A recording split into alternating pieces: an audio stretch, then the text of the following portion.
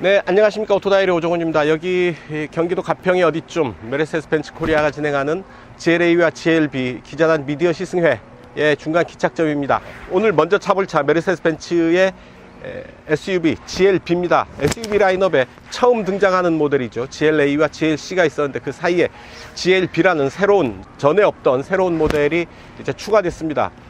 메르세데스 벤츠는 기능성을 강조한 패밀리 SUV로 GLB를 소개를 하고 있습니다.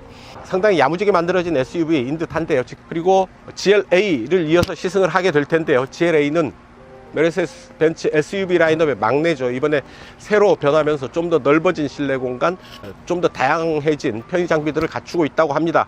과연 어느 정도나 변했을지요. 직접 시승을 하면서 그 느낌 여러분들과 공유해 볼까 합니다. 좋아요, 구독하기 잊지 마시고요. 누르시고 저와 함께 하시죠. 출발합니다. 붐비는 서울역 앞 서울스퀘어입니다. 서울스퀘어 옛날에 대우빌딩이었죠. 지금 메르세데스 벤츠 코리아가 이곳에 위치하고 있고요. 메르세데스 벤츠 코리아가 오늘 GLA와 GLB 미디어 시승회를 진행하고 있습니다. 첫 차로 GLB에 올랐습니다. GLB 메르세데스 벤츠 SUV 라인업에 처음 등장하는 모델이죠. 와서 정신없이 와서 올랐는데 차 제법 크네요. 거의 중형급 SUV로 봐야 되겠는데요. 직면 4기통 2.0 가솔린 엔진으로 파워트레인을 구성하고 있죠. 224마력 이게 힘을 내는 M260 엔진, 신형 엔진을 적용을 하고 있습니다. 내비게이션이 3D 그래픽으로 펼쳐지는데요. 상당히 입체감이 있죠. 그 앞에 남대문이나 좌우의 빌딩들 모습이 실제 화면처럼, 영상처럼 펼쳐지는데요. 저 개인적으로는 이런 3D 내비게이션 지도 오히려 단순하고 명확하게 보여지는 게 더 맞지 않나 하는 생각을 합니다. 자, 보시죠. 3D 지도고요. 이제 2D로 갑니다. 짧은 시간에 좀 더 분명하게 위치 파악을 하기에는 3D보다는 2D 지도가 더 좋지 않나 하는 게 제 생각입니다. 여러분들 생각은 어떠신지 모르겠습니다. 자, 일단 인포메이션 모니터 화면이 아주 시원하게 펼쳐져 있죠. 이런 터치 스크린을 통해서 화면 조작을 할 수가 있습니다. 자, 어두운 터널 안으로 들어오니까 이 앰비언트 라이트 컬러가 분명하게 드러나죠. 아주 실내를 분위기 있게 바꿔주는 앰비언트 라이트 컬러를 자 이렇게 바꿀 수가 있습니다. 볼까요? 멀티 컬러. 자, 오션 블루 바뀌죠. 레드문, 빨간색, 컬러 플래시, 이렇게 다양한 컬러로 앰비언트 라이트 바뀐다는 것 아주 잠깐 터널 지나면서 살펴봤습니다.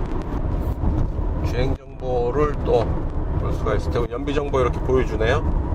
자, 막히는 시내를 주행을 할 때 어댑티브 크루즈 컨트롤 사용을 할 수가 있죠. 차간거리를 정확하게 조절을 하고 있죠. 자, 계기판 좌우측에 배치되는 정보를 이렇게 쭉 달리 보면서 필요한 정보를 확인할 수가 있죠. 사륜구동, 전륜구동 기반의 사륜구동 시스템이네요. 가운데 화면에 올라온 정보도 이렇게 바꿀 수가 있고요. 오프로드 정보에서 이런 부분들 이용하겠죠. 앞차와의 차간거리가 가까워질 때 이렇게 경고를 보내주기도 합니다. 운전자가 살짝 미처 챙기지 못하는 그런 부분들, 센서, 카메라 이런 부분들이 체크를 해서 알려주고 경고해주고 필요하면 개입해주는 그런 시스템, 첨단 안전 시스템들을 확보하고 있는 겁니다. 50km 정도인데 노면에서 자글거리는 소리가 좀 올라오네요. 인테리어 가죽으로 덧대고 이런 카본 패턴 적용을 하고요. 2열까지 넓은 선루프로 커버를 하고 있는데, 자, 메르세데스 벤츠는 이 차를 실용성이 높은 다재다능한 패밀리 SUV다 라고 소개를 하고 있는데요. 아직 본격적인 시승을 시작하진 않아서 다재다능한지까지는 잘 모르겠고요. 넓은 공간으로 볼 때 패밀리 SUV로서는 충분하게 제 기능을 다하지 않을까 싶습니다. 일단 넓어서요. 여럿이서 한 가족이 타고 움직이기에 충분한 공간을 확보하고 있습니다. 차체 크기가 사실은 중요하죠. SUV 같은 경우 특히 패밀리 SUV로 한다면 필요한 공간을 확보하느냐 못하느냐가 관건일 텐데요. 이 차 크기, 길이가 4640mm에 너비가 1835mm입니다. 높이는 1690, 그러니까 약 1.7m 정도 되고요. 제법 사이즈가 있다, 덩치가 있다 싶습니다. GLB 220이 있고요. GLB 250 포매틱이 있습니다. 220은 전륜구동 방식이고요. 250은 포매틱 사륜구동 시스템을 적용을 하고 있고 2.0 가솔린 엔진이고요. 8단 DCT, 8단 듀얼 클러치 변속기를 적용을 하고 있는데요. 종감속 기어가 없습니다. 약간의 설명이 필요한데요. 메르세데스 벤츠를 시승할 때마다 이제 기어를 좀 유심히 보고 있는데요. 이 차는 8단 DCT를 적용을 하고 있는데 종감속 기어가 없습니다. 그래서 1단 기어비가 17.56 대 1이 됩니다.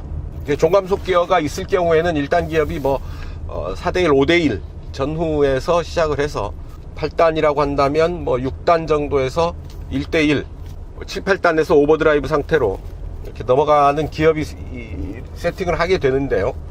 이 차는 1단 17.56으로 시작을 한다라는 얘기죠. 2단이 12.32 대 1. 그러니까 상당히 높은 기어비를 세팅을 하고 종감속 기어를 빼는 거죠. 이제 종감속 기어가 없으면 기어가 상당히 커지는 단점이 있습니다. 기어를 한 번 더 비율을 조정을 해 줌으로 해서 트랜스미션의 기어의 크기를 줄일 수 있게 된 거죠. 종감속 기어가 없다면 훨씬 크게 이 기어들을 세팅을 해야 됐던 게 이전까지의 어떤 그 기술이라고 한다면 메르세데스 벤츠는 종감속 기어를 생략한 이런 변속기에서는 기어를 상당히 경량화, 소형화 하는데 성공했다고 봐야죠. 그래서 종감속 기어를 빼고도 변속기의 기어를 소형화했기 때문에 이런 그 기어비 세팅이 가능하지 않을까 저 스스로 추론해 봅니다. 이와 관련해서 메르세데스 벤츠에 몇 차례 질문을 해봤는데 아직 그렇게 명확한 답변을 받지는 못했고요. 종감속 기어가 없는 변속기다 라는 것은 확인을 했습니다.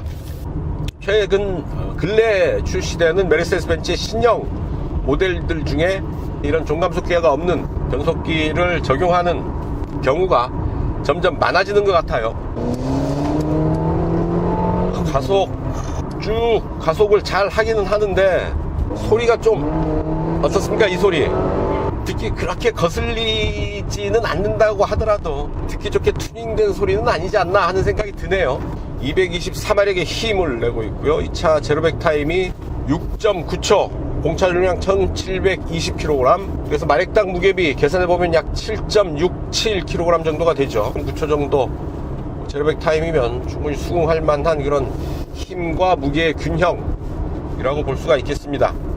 포매틱 시스템, 사륜구동 시스템이어서 어지간한 험로 충분히 움직일 수가 있을 테고요.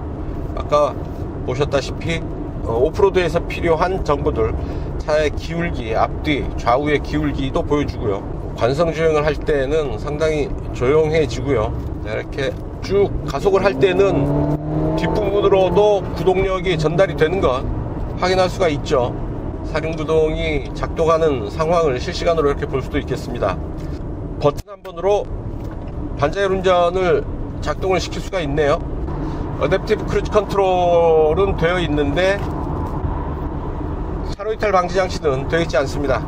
자, 235-50R19 사이즈의 타이어 9인치 50 시리즈 타이어를 적용하고 있다라는 데 주목할 필요가 있을 것 같고요.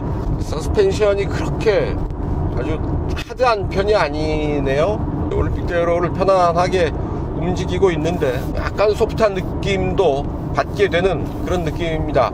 기본 탑재되어 있는 서스펜션이 컴포트 서스펜션인데요. 좀 더 편안한 서스펜션, 역시 패밀리 SUV를 지향하는 만큼 성능도 성능이지만 승차감 이런 부분을 간과하지 않았다 싶습니다. 둥글둥글하게 생겼습니다. 선보다는 면을 강조하고 있는 디자인인데요. 날카롭게 살아있는 선을 찾기가 힘들죠. 둥글둥글 둥실둥실한 면이 돋보이는, 그래서 참 좋아 보이는 선한 인상을 주는 그런 부드럽고 온화한 그런 이미지를 주는 디자인이 아닌가 싶습니다. 터보의 터빈 형태를 형상화한 송풍구 적용을 하고 있고요. 자, MBUX 메르세데스 벤츠의 음성 명령 시스템이라고 보면 되겠죠. MBUX 적용되어 있는데요. 추워요. 아쉽게도 해당되는 결과를 찾지 못했어요. 무엇을 도와드릴까요? 실내 온도 19도. 온도를 19도로 설정할게요. 카카오 아이에서 실내 온도 19도 하면 엉뚱한 대답들을 내놓더라고요. 벤츠는 제대로 하네요. 오종훈에게 전화. 전화를 사용할 수 없어요. 지금 그 블루투스 연결이 안 돼 있어서 그렇습니다. 그리고 바로 새 장치 연결로 연결을 해주네요. 연결해서 사용해라 라는 얘기죠. 제법 똑똑한 비서인데요. 담배 가져와라 그러면 재떨이까지 같이 가져올 줄 아는 그런 똑똑한 대응을 하고 있습니다.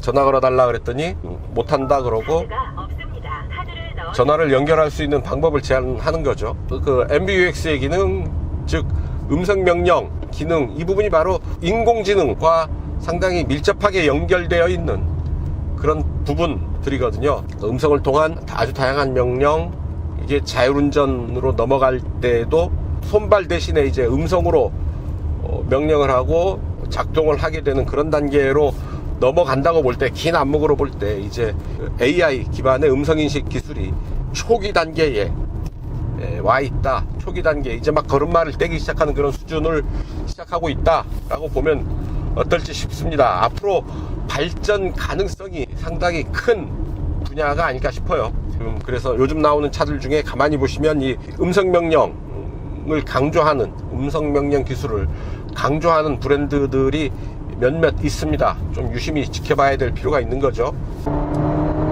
자, 224마력의 힘, 1.7톤의 무게. 1.7톤의 무게가 그렇게 만만한 무게는 아닌데 그렇게 무겁다 싶은 생각이 들지 않습니다. 쭉쭉 속도를 잘 뽑아주네요. 주행모드, 인디비듀얼, 스포츠, 컴포트, 에코 4개 주행모드가 있고요. 오프로드 주행모드도 있네요. 스티어링을 슬쩍슬쩍 돌려보는데요, 거친 스티어링 조작에 약간 소프트하게 출렁이는 그런 느낌 받습니다. 컴포트 서스펜션의 효과가 아닐까 싶어요. 자, 쭉 가속을 하는데요, 힘찬 가속, 제법 빠른 가속 느낄 수 있었습니다.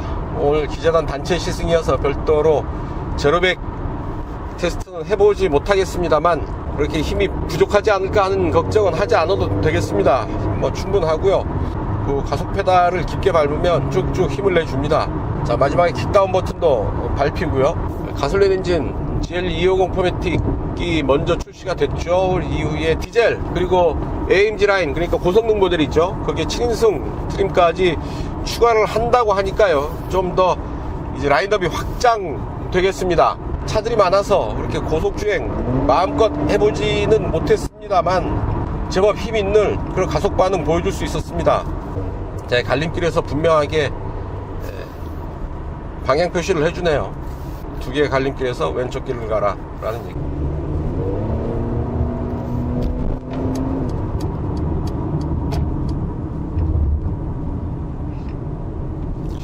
이 갈림길에서는 또 보여주지를 않았어요. 그래서 잠깐 헤맸습니다. 아무래도 이 내비게이션의 유용함 혹은 편리함은 국산 T맵이든 카카오 맵이든 국산 맵이 좀 더 쓰기 편한 것 같습니다. 독일 본사에서, 메르세데스 벤츠 독일 본사에서 개발한 내비게이션 시스템일 텐데요, 이런 로컬 마켓에서는 이런 좀 불편함 혹은 부족해 보이는 그런 내비게이션입니다. 자, 시속 100이고요 8단 7 6 5 4 3단으로는 떨어지지 않고 4단 4200 정도까지 RPM을 유지를 하네요. 그러니까 8단 1200, 4단 4200 정도까지 구간에서 시속 100km를 커버를 하는 겁니다. 자, 이제 RPM을 살짝 높여서 고 RPM을 사용하면서 움직였더니 재밌는데요, 살짝 이빨을 드러내는 그런 느낌이 들죠. 자, 스포츠로 가봅니다. 엔진 소리가 좀 더, 스포츠 모드로 갔더니 엔진 음색이 조금 더 굵어진달까요, 엔진 소리가 좀 더 매력 있어집니다. 자, 다시 한번 보시죠. 스포츠 모드에서고요, 에코 모드에서 가속.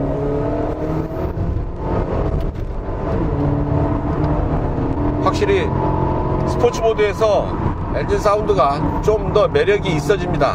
음색이 엔진 사운드의 톤이 좀 더 굵어진달까요. 살짝 굵은 톤으로 변하면서 조금 더 매력 있는 소리로 바뀐다라는 얘기죠. 노면의 충격, 굴곡 따라서 흔들거리는 차체 완전히 숨길 수는 없고요. 아무래도 차체의 높이가 있다 보니까 아주 높은 수준의 안정감을 확보했다 라고 보기는 어렵습니다. 이 차 공기저항 계수 0.3이고요 넓고 높은 차체를 갖고 있는 만큼 공기와 맞닿는 면적이 넓을 수밖에 없습니다. 어느 정도 바람 소리도 각오해야 되고요. 그래도 공기저항 계수 0.3이라고 한다면 덩치가 있는 SUV 치고는 괜찮은 우수한 수준의 공기저항 계수가 아닌가 싶습니다. 네, 고속 주행 한번 해봅니다. 속도를 쭉 끌어올려 보는데요. 자, 속도를 높였는데 엔진 소리가 바람 소리보다 좀 더 크게 들리는 것 같아요. 자, 공기저항 계수 0.3이면 어느 정도 바람 소리는 들리지 않을까 싶은데 끝까지 엔진 소리가 살아 있습니다. 엔진 소리가 좀 더 크게 들리는 바람에 상대적으로 바람 소리는 좀 약하게 들리지 않나 싶은 생각이 듭니다. 나름 다이나믹한 성능을 제대로 느낄 수도 있겠는데요.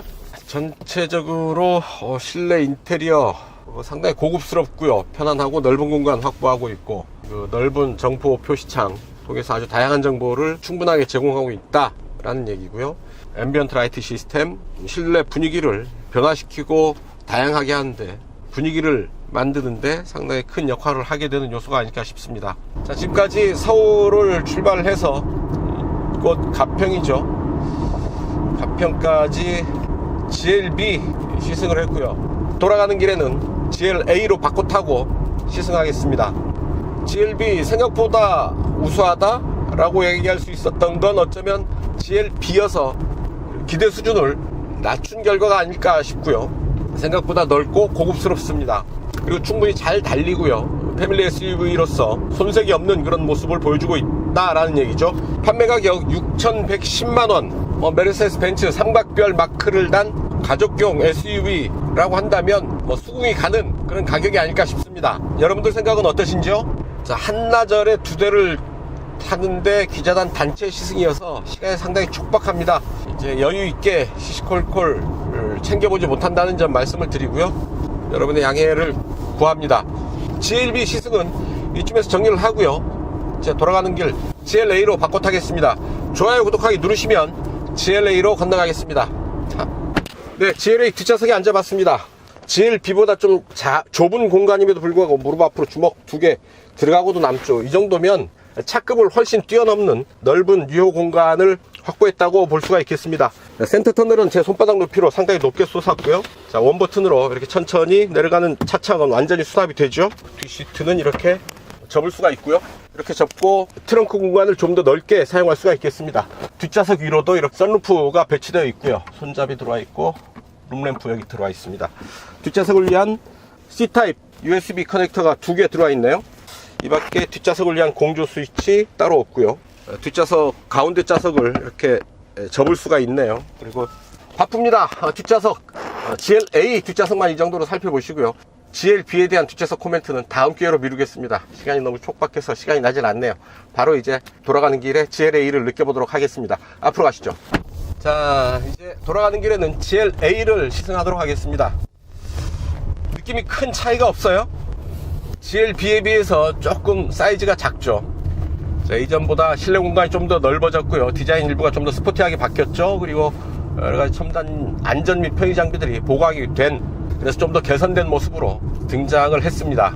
일단 휠 베이스가 30mm 그리고 높이가 110mm가 높아졌습니다. 그래서 훨씬 더 공간이 여유가 있죠. 이전 GLA에 비해서는 같은 차야 싶을 정도로 그 실내 공간이 넓어진 게 먼저 와 닿습니다. 자, 10.25인치의 인포메이션 모니터 터치 스크린이 되고요. 파워트레인은 같은 파워트레인입니다. M260 엔진 224마력의 직렬 4기통 가솔린 터보 엔진을 적용을 하고 있고요. 같은 기어비를 가진 8단 DCT가 똑같이 물립니다. 그래서 GLB 250, GLA 250 포매틱 같은 파워트레인을 사용을 한다라는 얘기고요. 자, 같은 파워트레인을 사용을 하면 무게가 가벼운 쪽이 조금이라도 더 좋은 어떤 가속 반응 보일 수 있는데요. GLA가 제로백 타임은 좀 더 빠릅니다. 공차 중량이 1660km입니다. GLB보다 좀 더 가볍죠. 출력은 224마력으로 같고요.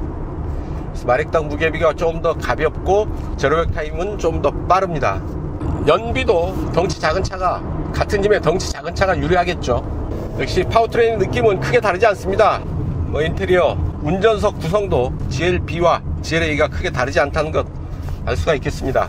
GLA도 작은 차체가 아닌데요, 이 정도면 GLA를 선택을 해도 GLB에 못지않는 그런 그 성능을 충분히 느낄 수 있지 않을까 싶습니다. 오히려 성능은 더 좋은 성능을 느낄 수가 있겠죠.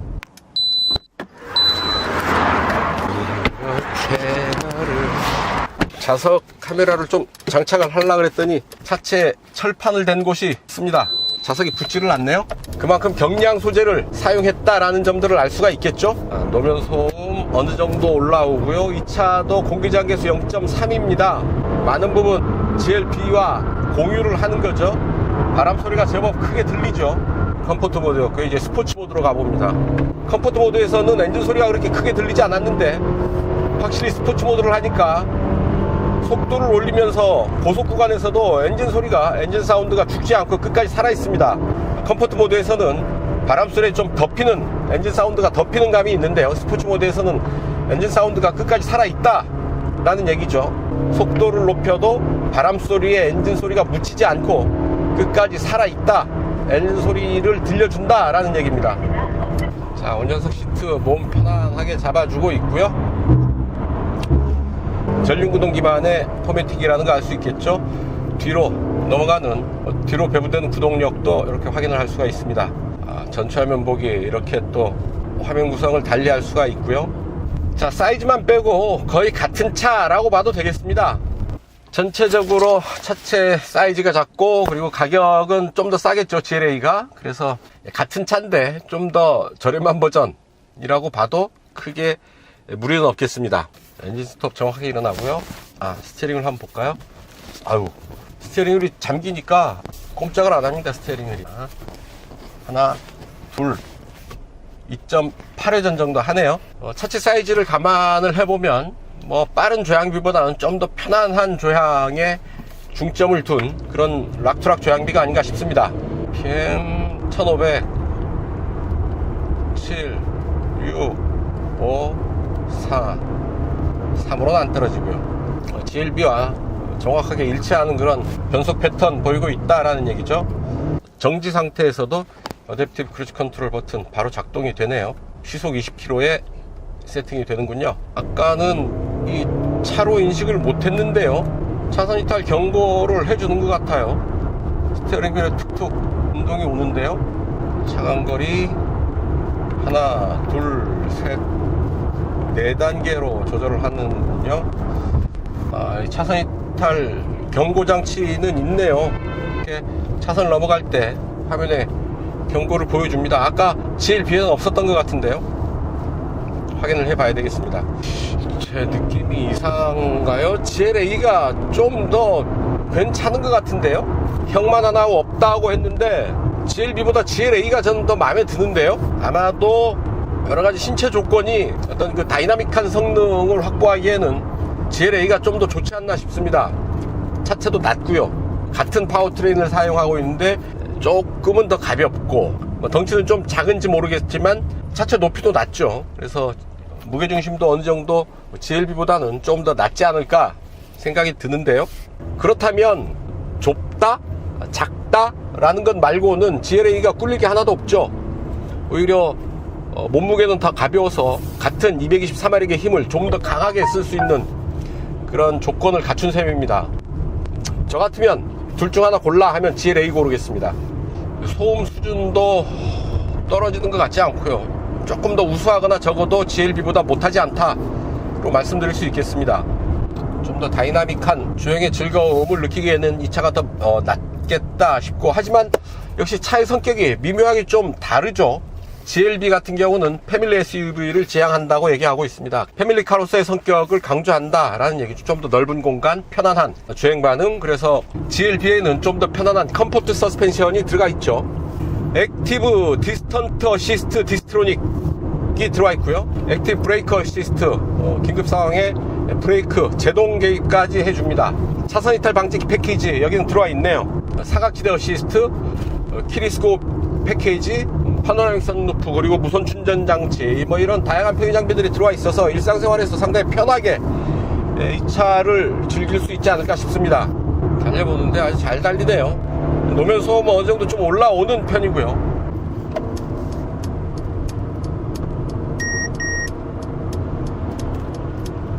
차선 변경을 할 때 뒤에서 다가온 차가 있을 때 이렇게 경고를 소리로 경고음을 내주는 거죠. 사각지대 어시스트입니다. 자, 그래서 가격을 보면 GLA와 GLB가 살짝 섞여 있는 걸 알 수가 있습니다. 이 차 GLA 250 포매틱이 5,910만 원인데요. GLB 같은 경우에는 220이 있습니다. 포매틱이 아니고 앞바퀴 굴림 방식의 220이 있는데요. GLB 220 5,420만 원입니다. GLA 포매틱보다 싸죠. 그리고 GLB 250 포매틱은 6,110만 원입니다. 그러면 GLA 포매틱과 200만 원 안팎으로 가격 차이가 나는데요. GLA 사려다가 GLB로 가는 경우들이 많겠습니다. 선택하기에 좀 혼란스럽겠는데요. 그래서 소비자 입장에서는 판단하기가 좀 헷갈릴 수도 있겠습니다. 사륜구동을 포기하고 GLB 좀 더 큰 차를 싸게 살 것인지, 혹은 사륜구동을 택하고 GLB를 좀 알차게 구성을 할 것인지, 굳이 사륜구동이 필요하다면 GLB를 포기하고 GLA를 선택할 수도 있겠죠. 그래서 GLA를 보려다 보니까 200만 원만 더 주면 GLB 포매틱 사륜구동을 또 살 수가 있어요. 조금씩 욕망의 업그레이드를 겪다 보면 결국 GLB 250 포매틱으로 가게 되지 않을까 하는 생각을 하게 됩니다. 메르세데스 벤츠가 마케팅 전략을 잘 짠 건가요? 모르겠습니다. 여러분들 생각은 어떠신지요? GLA는 크게 따로 코멘트할 것은 없어 보입니다. GLB와 크게 다르지 않은, 덩치만 좀 차이 나는 쌍둥이 차라고 해도 좋을 정도네요. 네, 이렇게 한나절에 차 두 대를 타는 메르세데스 벤츠의 GLA, GLB 기자단 시승회 이렇게 또 끝나가네요. 자, 전에 없던 GLB를 다시 투입을 하면서 메르세데스 벤츠의 SUV 라인업이 좀 더 촘촘해지는 효과가 생기죠. 소비자들의 입장에서는 선택의 폭이 더 넓어진 거고, 고를 수 있는 경우의 수가 많아진 거고, 그만큼 또 어쩌면 소비자들의 고민이 더 많아졌다라고도 볼 수가 있죠. 이것저것 따져볼 때 GLA만 볼 때와는 또 달리 GLB까지 고려해서 여러가지 변수들을 생각해야 되니까 소비자 입장에서는 좀 골치 아플 수도 있겠습니다. 바로 그런 부분들 즐겨야 할 요소이기도 하죠. 고르는 과정에서, 차를 선택하는 과정에서의 그 즐거운 고민 마음껏 고민해 보시길 바라고요.